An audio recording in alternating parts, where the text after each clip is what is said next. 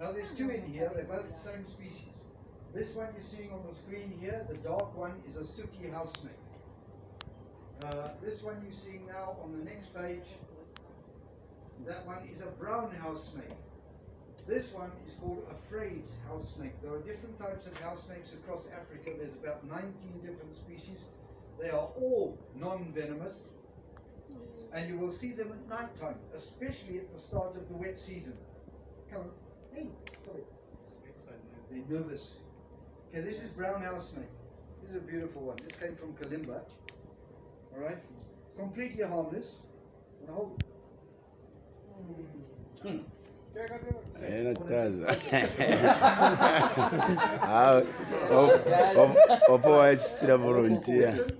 If you get used to it one day, when you hold a snake, you allow it to move. If you start squeezing it and preventing it from moving, it will panic, and when it panics, it will bite you. Yes. Okay, so you allow it. Now look at these, it's a natural constrictor, it's already squeezing you. They just automatically do that. But if you ask most kids in South Africa if they have a pet snake, 99% they will have a brown house snake. Because they're easy to keep in captivity, you just feed them mice. And in South Africa you can buy mice at every pet shop. And there are lots of pet shops. In this country there's literally one pet shop.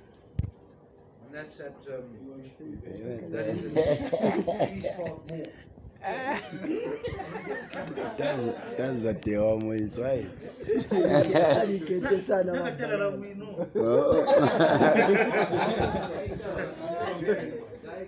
How kanga shako? No, please. But it's not moving. Okay, listen carefully. It's not moving, it's very comfortable in his hand.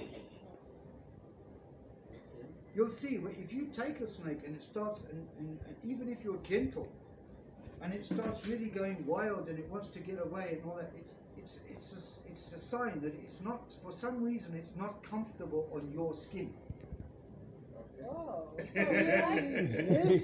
My son, for example, my 23-year-old son, when he captured his first snake when he was 5 years old, and he's very good. I've taught him everything I know. He can handle all snakes, but they don't like. His hands are always sweaty. The snakes are very uncomfortable in his hands. He doesn't, unlike me, he doesn't have a natural talent for handling these things. But the snake's very comfortable with you, I can assure you. Yes. That's why it's not moving.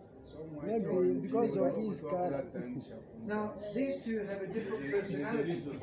This is the one you will find here. This is you see, it's got the same shaped head and everything. It's also a house snake. No. Most snakes are quite comfortable with each other. Okay? This one is much.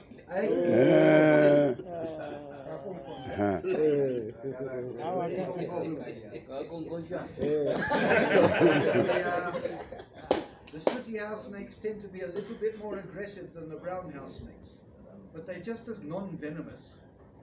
And two of us have already been bitten by this one. I got bitten, I think, beginning of last week, a small bite, and there was a small amount of blood. And then another colleague of mine, no, they're not. And then another colleague of mine that was here a few weeks ago training at the Kansanshi Foundation, he took quite a bite from this, and there was quite a lot of blood.